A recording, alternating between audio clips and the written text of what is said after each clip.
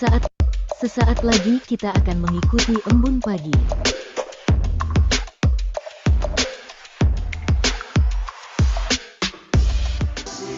Kasihnya setiap hari seperti embun pagi, sejukkan hati.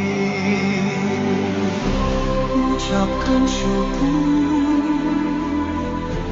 Tuhan Yesus baik.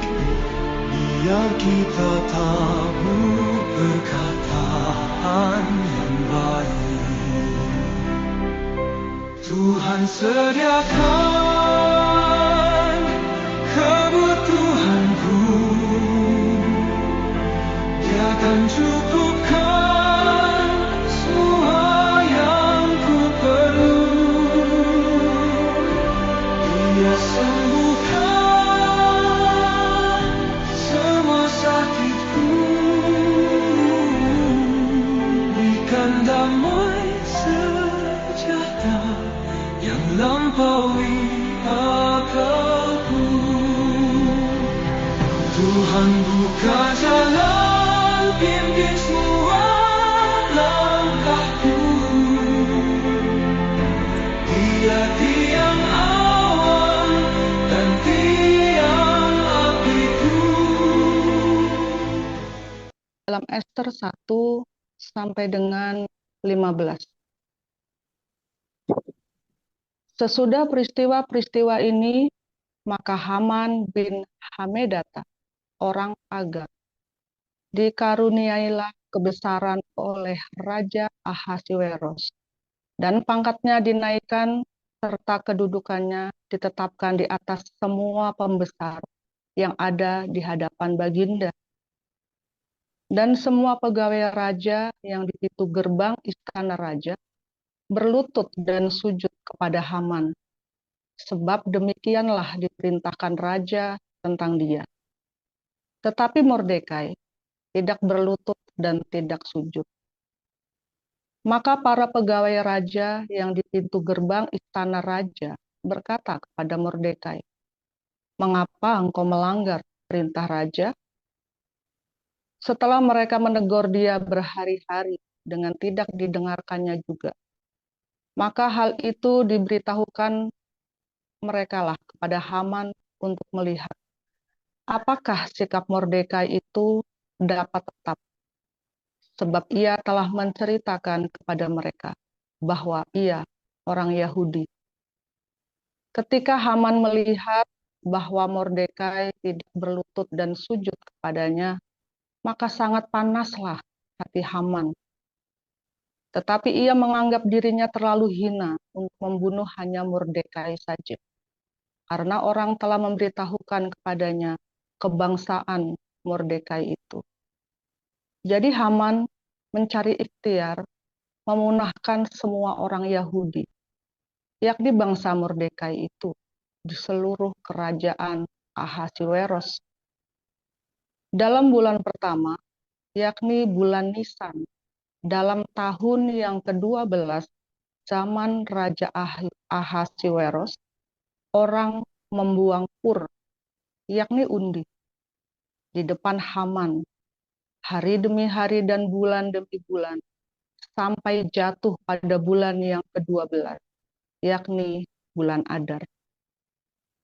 Maka sembah Haman kepada Raja Ahasiweros. Ada suatu bangsa yang hidup tercerai-berai dan terasing di antara bangsa-bangsa di dalam seluruh daerah kerajaan Tuanku. Dan hukum mereka berlainan dengan hukum segala bangsa. Dan hukum raja tidak dilakukan mereka, sehingga tidak patut bagi raja membiarkan mereka leluasa. Jikalau baik pada pemandangan raja, hendaklah dikeluarkan surat titah untuk membinasakan mereka. Maka hamba akan menimbang perak 10.000 talenta dan menyerahkannya kepada tangan para pejabat yang bersangkutan, supaya mereka memasukkannya ke dalam perbendaharaan raja. Maka raja mencabut cincin materainya dari jarinya, lalu diserahkannya kepada Haman bin Hamedata, orang Agag, seteru orang Yahudi itu. Kemudian titah raja kepada Haman, perak itu terserah kepadamu, juga bangsa itu untuk kau perlakukan seperti yang kau pandang baik. Maka dalam bulan yang pertama, pada hari yang ke-13, dipanggillah para panitera raja. Lalu, sesuai dengan segala yang diperintahkan Haman, ditulislah surat kepada wakil-wakil raja, kepada setiap bupati yang menguasai daerah, dan kepada setiap pembesar bangsa, yakni kepada tiap-tiap daerah menurut tulisannya, dan kepada tiap-tiap bangsa menurut bahasanya. Surat itu ditulis atas nama Raja Ahasuerus dan dimatrai dengan cincin materai raja. Surat-surat itu dikirimkan dengan perantaraan pesuruh-pesuruh cepat ke segala daerah kerajaan, supaya dipunahkan, dibunuh, dan dibinasakan semua orang Yahudi, daripada yang muda sampai kepada yang tua, bahkan anak-anak dan perempuan-perempuan. Pada satu hari juga, pada tanggal 13 bulan yang ke-12, yakni bulan Adar, dan supaya dirampas harta milik mereka. Salinan surat itu harus diundangkan di dalam tiap-tiap daerah, lalu diumumkan kepada segala bangsa, supaya mereka bersiap-siap untuk hari itu. Maka dengan tergesa-gesa berangkatlah pesuruh-pesuruh cepat itu atas titah raja, dan undang-undang itu dikeluarkan di dalam benteng Susan. Sementara itu, raja serta Haman duduk minum-minum, tetapi kota Susan menjadi gempar. Demikian. Lanjutkan 1 Korintus 7. Dan sekarang tentang hal-hal yang kamu tuliskan kepadaku adalah baik bagi laki-laki kalau ia tidak kawin. Tetapi mengingat bahaya percabulan, baiklah setiap laki-laki mempunyai istrinya sendiri, dan setiap perempuan mempunyai suaminya sendiri. Hendaklah suami memenuhi kewajibannya terhadap istrinya, demikian pula istri terhadap suaminya. Istri tidak berkuasa atas tubuhnya sendiri, tetapi suaminya, demikian pula suami, tidak berkuasa atas tubuhnya sendiri, tetapi istrinya. Janganlah kamu saling menjauhi, kecuali dengan persetujuan bersama untuk sementara waktu, supaya kamu mendapat kesempatan untuk berdoa. Sesudah itu, hendaklah kamu kembali hidup bersama-sama, supaya iblis jangan menggodai kamu, karena kamu tidak tahan bertarak. Hal ini kukatakan kepadamu sebagai kelonggaran, bukan sebagai perintah. Namun demikian, alangkah baiknya kalau semua orang seperti aku. Tetapi setiap orang menerima dari Allah karunia-Nya yang khas, yang seorang karunia ini, yang lain karunia itu. Tetapi kepada orang-orang yang tidak kawin dan kepada janda-janda aku anjurkan, supaya baiklah mereka tinggal dalam keadaan seperti aku. Tetapi kalau mereka tidak dapat menguasai diri, baiklah mereka kawin, sebab lebih baik kawin daripada hangus karena hawa nafsu. Kepada orang-orang yang telah kawin aku, bukan aku, tetapi Tuhan, perintahkan, supaya seorang istri tidak boleh menceraikan suaminya. Dan jikalau ia bercerai, ia harus tetap hidup tanpa suami, atau berdamai dengan suaminya. Dan seorang suami tidak boleh menceraikan istrinya. Kepada orang-orang lain, aku, bukan Tuhan, katakan, kalau ada seorang saudara beristrikan seorang yang tidak beriman, dan perempuan itu mau hidup bersama-sama dengan dia, janganlah saudara itu menceraikan dia. Dan kalau ada seorang istri bersuamikan seorang yang tidak beriman, dan laki-laki itu mau hidup bersama-sama dengan dia, janganlah ia menceraikan laki-laki itu. Karena suami yang tidak beriman itu dikuduskan oleh istrinya, dan istrinya yang tidak beriman itu dikuduskan oleh suaminya. Andai kata tidak demikian, niscaya anak-anakmu adalah anak-anak cemar, tetapi sekarang mereka adalah anak-anak kudus. Tetapi kalau orang yang tidak beriman itu mau bercerai, biarlah ia bercerai. Dalam hal yang demikian, saudara atau saudari tidak terikat, tetapi Allah memanggil kamu untuk hidup dalam damai sejahtera. Sebab bagaimanakah engkau mengetahui, hai istri, apakah engkau tidak akan menyelamatkan suamimu? Atau bagaimanakah engkau mengetahui, hai suami, apakah engkau tidak akan menyelamatkan istrimu? Selanjutnya, hendaklah tiap-tiap orang tetap hidup seperti yang telah ditentukan Tuhan baginya, dan dalam keadaan seperti waktu ia dipanggil Allah. Inilah ketetapan yang kuberikan kepada semua jemaat. Kalau seorang dipanggil dalam keadaan bersunat, janganlah ia berusaha menyediakan tanda-tanda sunat itu. Dan kalau seorang dipanggil dalam keadaan tidak bersunat, janganlah ia mau bersunat. Sebab bersunat atau tidak bersunat tidak penting. Yang penting ialah mentaati hukum-hukum Allah. Baiklah tiap-tiap orang tinggal dalam keadaan seperti waktu ia dipanggil Allah. Adakah engkau hamba waktu engkau dipanggil? Itu tidak apa-apa. Tetapi jikalau engkau mendapat kesempatan untuk dibebaskan, pergunakanlah kesempatan itu. Sebab seorang hamba yang dipanggil oleh Tuhan dalam keadaan pelayanannya adalah orang bebas, milik Tuhan. Demikian pula orang bebas yang dipanggil Kristus adalah hambanya. Kamu telah dibeli dengan harganya yang telah lunas dibayar. Karena itu janganlah kamu menjadi hamba manusia. Saudara-saudara, hendaklah tiap-tiap orang dipanggil tinggal di hadapan Allah dalam keadaan seperti pada waktu ia dipanggil. Sekarang tentang para gadis, untuk mereka aku tidak mendapat perintah dari Tuhan. Tetapi aku memberikan pendapatku sebagai seorang yang dapat dipercayai karena rahmat yang diterimanya dari Allah.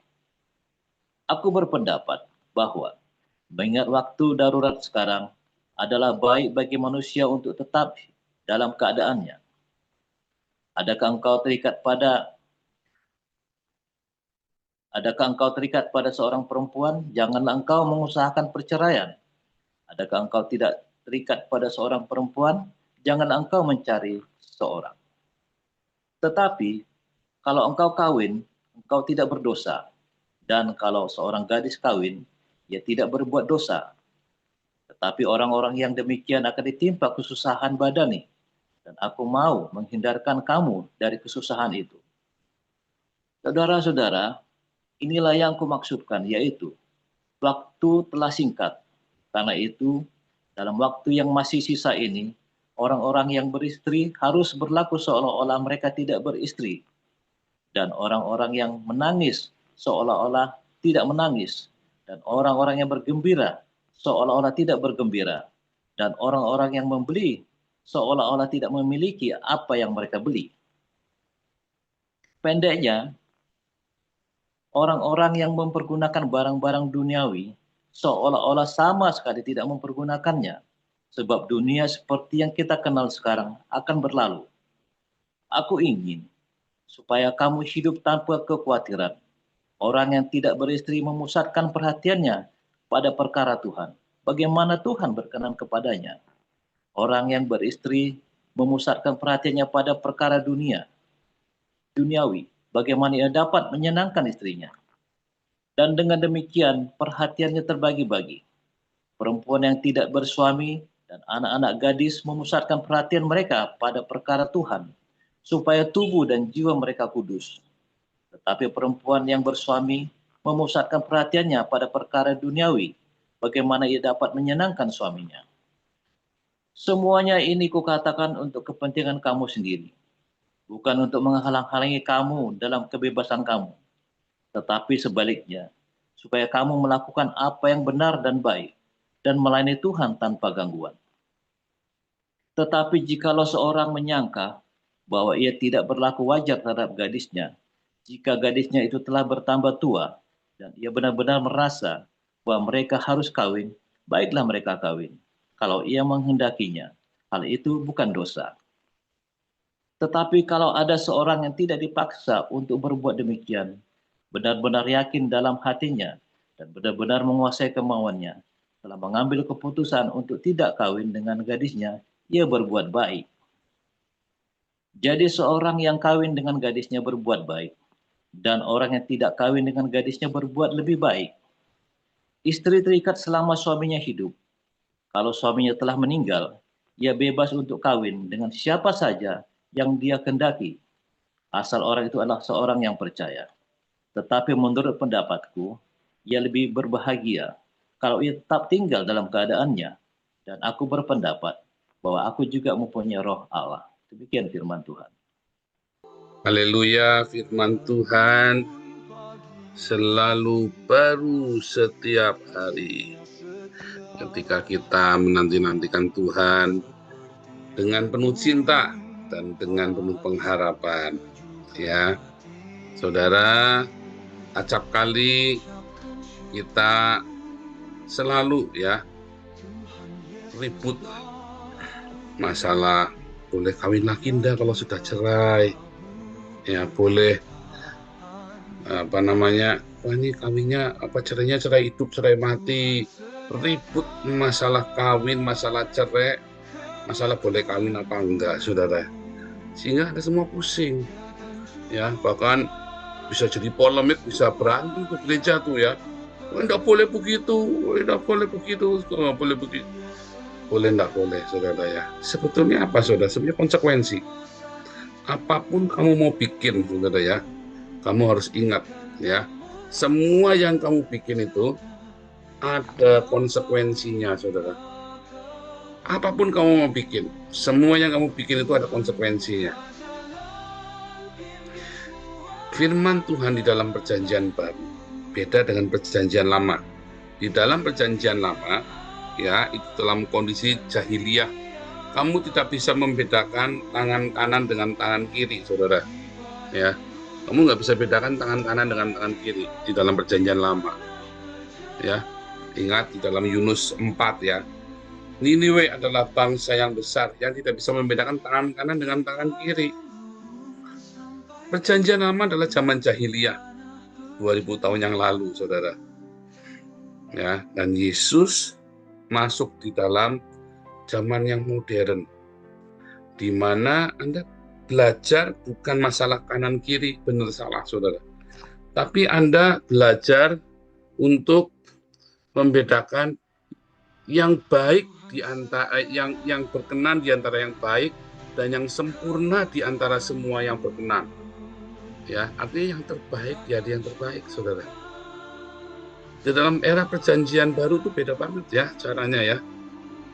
Nah, saudara, kalau tadi malam Anda ngikutin live-nya kita terpotong ya, pas terakhir potong saya salah pencet ya.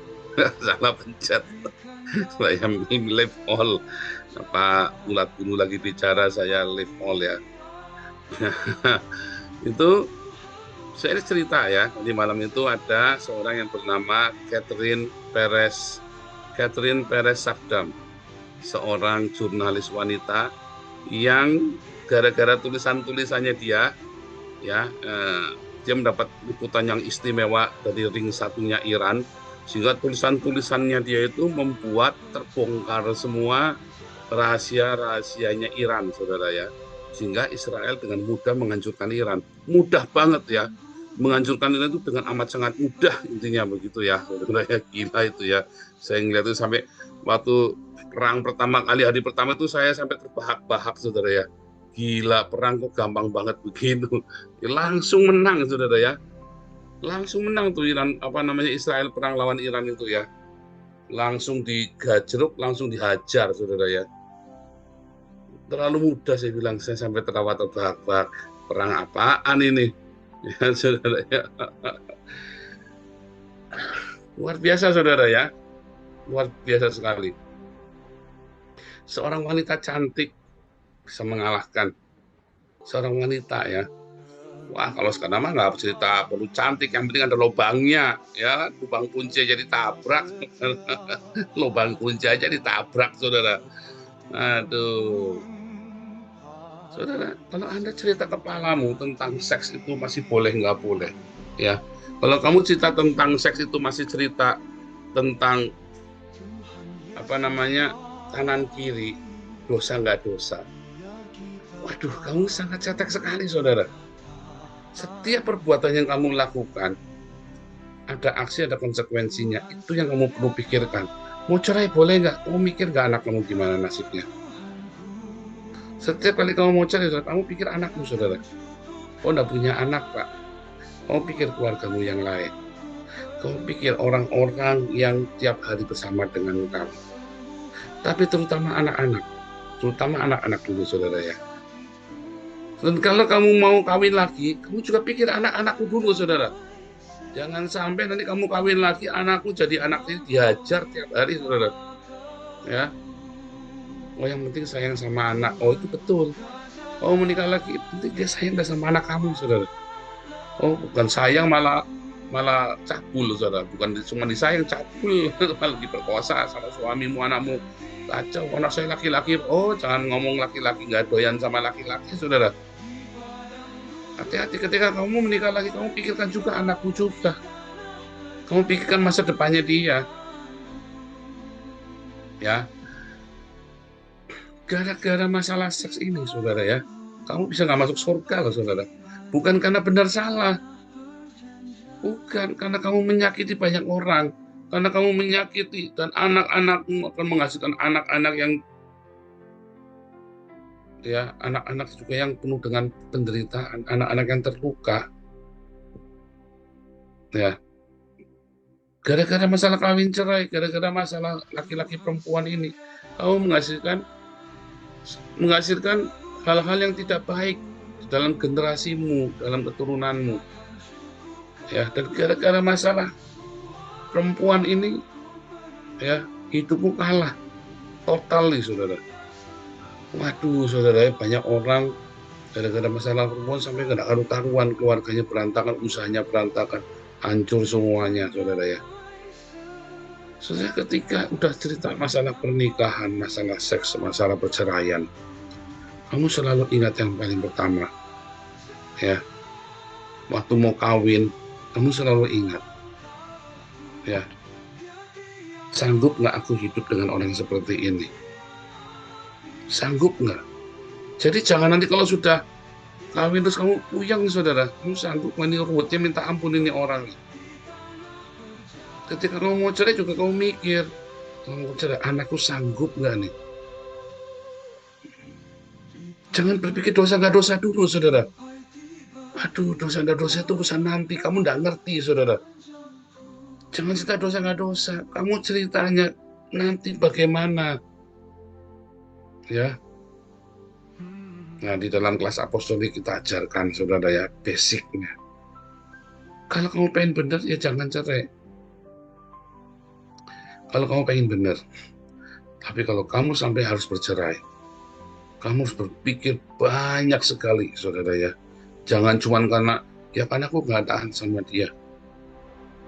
Karena aku nggak toh aku bisa hidup sendiri tanpa dia. Loh, anakmu gimana? Balik lagi selalu anakmu. Oh, sekarang bisa masih kecil. Oh, siapa bilang, saudara? Siapa bilang? Ya, nggak semudah itu ya. Anda harus pikirkan konsekuensi demi konsekuensi. Gara-gara perempuan hidupmu kalah, saudara. Gara-gara masalah laki-laki, masalah perempuan, masalah jodoh, seluruh kehidupanmu hancur. Banyak orang menyesal.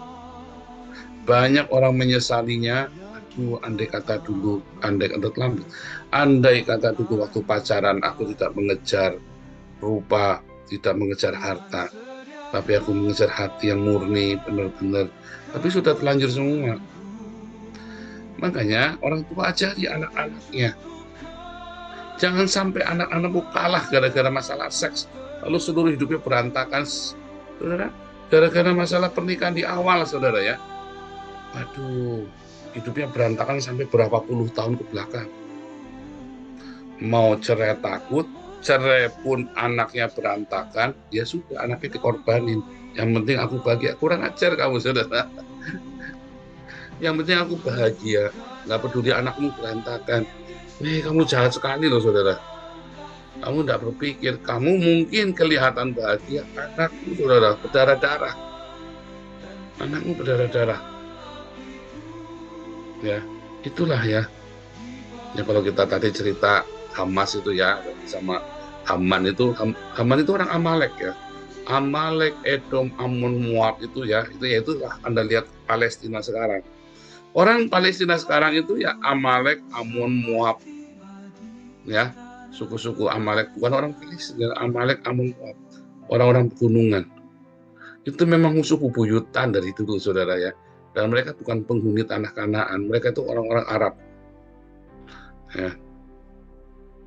Mereka memang musuh dari dulu. Nah, Haman ini dia mau kalahkan ya, makanya kalau tadi malam itu Iran kalahnya sama si Catherine Perez, gitu ya, Saddam. Hamas dia menggunakan perempuan, saudara, untuk tameng pelindungannya, ya. Dia menggunakan tameng perempuan untuk pelindungannya dia, Hamas itu.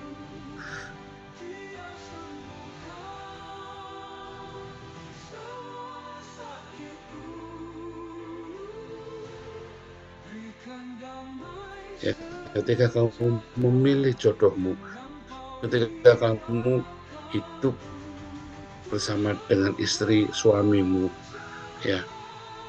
Sebab yang paling penting apa, saudara? Ada banyak sekali tipu muslihat di sana. Pernikahan itu penuh dengan tipu muslihat, saudara ya. Banyak orang menikah ya, awal dia bahagia, di akhir dia kecewa. Ikuti habis kamu, saudara, intrik dan triknya. Karena sebenarnya pernikahan itu tidak boleh berintrik. Pernikahan itu 2 jadi 1. Jadi kamu harus transparan, terbuka. Karena seorang wanita yang saleh akan menguduskan suaminya, akan memenangkan suaminya. Demikian juga dengan suami yang baik, akan memenangkan keluarganya. Ya. Satu-satunya di dunia yang kamu tidak boleh bohong sama sekali, suami dan istrimu, saudara. Begitu kamu mulai bohong, disitulah kamu sedang menuai nerakamu, saudara. Begitu kamu bohong, kamu sedang menuai, kamu tidak sedang membangun taman Edenmu. Ya, kamu sedang membangun taman Eden, saudara. Oh, Pak, tapi kalau kondisinya tidak memungkinkan bagaimana, Pak? Makanya jangan selingkuh. Sebagian besar kondisi tidak memungkinkan itu gara-gara selingkuh. Karena ketidaksetiaan. Ya. Pak, kalau misalnya kita mau ngerawat orang tua padahal sama suami tidak boleh, ya jangan, saudara. Kamu bilang sama suamimu yang benar, makanya dari awal janjian. Dari awal janjian, saya mau merawat orang tua ya. Harus janjian di depan. Pak, saya sudah nggak perawan, harus ngomong di depan. Oh, yang penting dapat dulu, wah habis kamu, saudara. Kayak neraka nanti pernikahan. Berdoa. Kalau kamu sudah pernah bikin salah, kamu berdoa. Kalau itu, ya menjadi bagianmu, jalanin. Tapi jangan pernah kamu bangun pernikahanmu di dalam kebohongan, dalam intrik, dalam dusta, saudara. Karena 2 jadi 1 itu artinya kamu benar-benar 2 jadi 1, 2 pikiran, 2 tubuh, 2 daging, 2 nafsu, 2 roh, 2 jiwa yang menjadi 1, semuanya menjadi 1. Bagaimana bisa kamu menipu dirimu sendiri, saudara? Wah, itu dia bahaya tuh. Ya, pernikahan yang tidak kudus biasanya akhirnya penuh dengan dusta. Pernikahan ya yang penuh dengan intrik, penuh dengan kebohongan, ya kamu akan menuai taman Eden. Kamu tidak akan pernah panen di tamanmu, tidak pernah panen bunga, panen buah di taman Edenmu, saudara. Kamu hidup di taman Eden karena kamu penuh dengan intrik. Ya, udah telanjur, Pak, ya itu dia. Bisa nggak diperbaiki? Waduh, saudara, kamu harus minta kasih karunia Tuhan. Bagaimana dengan suami istri yang sudah terlanjur berintrik, curang-curangan, bohong-bohongan? Waduh, itu kamu memperbaikinya setengah mati, berdarah-darah. Tapi selalu ada harapan di dalam Tuhan. Ya, intrik, saudara. Saudara, bisa enggak menang? Bisa, saudara. Mulailah dengan puasa. Saya dengan anak itu mulai dengan puasa ya, saudara ya. Kami indah, 15 tahun kita menikah dengan luar biasa. Lalu kemudian mulai ada ya, kita curang, kita mulai ya. Biasa, saudara ya, karena terlalu berat kehidupan. Apalagi saya kemudian saya meninggalkan Tuhan ya, tentu ada nakal dan segala macam. Mulai tuh kebohongan demi kebohongan. Ya, saudara ya, hati-hati saudara ya. Bagaimana mengembalikannya? Mengembalikannya hanya dengan doa puasa. Bagaimana memulihkan suami istri bareng-bareng puasa? Ayo suami istri yang sudah terlanjur rusak, bareng-bareng puasa. Ya, suami istri kalian yang bareng-bareng yang sudah rusak hubungannya, bareng-bareng puasa. Karena puasa itu kan memurnikan semua dagingmu itu ya saudara ya. Sehingga kamu akan mendengar suara roh di dalam jiwamu. Mulai dengan puasa saudara ya. Waduh Pak, aku nggak kuat puasa, ya sudah, nggak usah ngarep-ngarep keluargamu dipulihkan. Selawe jaluk selamat, cari Pak Toping saudara ya. Lah kamu mau yang enak, kamu puasa malah Pak Pendeta yang berdoa buat saya, gundur muka yang wani piro, kan gitu saudara ya. Emang aku dukun, muasani kamu saudara. Kamu harus puasa sendiri. Suami istri, kamu kalau udah penuh dengan intrik politik, dua-dua puasa. Murnikan. Ya, puasa jadi Tuhan, sungguh-sungguh baca Alkitab tiap hari, puasa, dengarkan saat teduh tiap hari. Saya sama anak dulu ya, tiap jam 4 pagi ya saudara ya. Oh kita masih berantem saudara ya, jam 4 pagi, walaupun berantem kita tetap pergi doa pagi saudara. Walaupun saya sambil misu-misu, tetap jam 4 pagi kita pergi doa pagi. Ya, kita pergi keluar dari rumah, Anda mah tinggal nyalain Zoom ya. Dulu kita tetap pergi jam 4 pagi saudara. Selama beberapa tahun ya, kalau misalnya 2 tahun atau 3 tahun itu ya, kita rajin doa pagi dan kita rajin doa puasa saudara. Nggak ada jalan, nggak ada nasihat yang bisa mempan. Kalau kamu sudah terjebak di dalam intrik politik ya, ingin mudah saling nipu, saling bohongi, itu bahaya saudara. Menyembuhkannya hanya puasa, nggak ada cara lain. Pak konseling Pak, nggak bisa. Konseling itu hanya menyadarkan kamu, oh ya ini salah. Untuk bertindaknya berani nggak? Oh nggak berani saudara. Terlalu banyak rahasia kamu udah. Bisa-bisa kamu jujur suami istrimu bunuh diri saudara. Mah, aku pernah selingkuh loh. Sama siapa? Itu loh, sama tetangga sebelah. Wah bunuh diri saudara. Cara ngomongnya gimana coba, mau jujur coba? Ayo loh. Puasa, kamu nggak bisa sembarangan ngomong. Kamu sudah terlanjur bohong di dalam berupa kebohongan, kamu harus ngomong saudara. Cara ngomongnya gimana? Kamu harus puasa. Istrimu juga harus puasa, sama-sama puasa. Ternyata istrimu juga, Pak, ya kan, sama aku pernah selingkuh Pak. Repot saudara ya. Yang repot ya teman saya itu di sini yang saudara ya, dari Cina.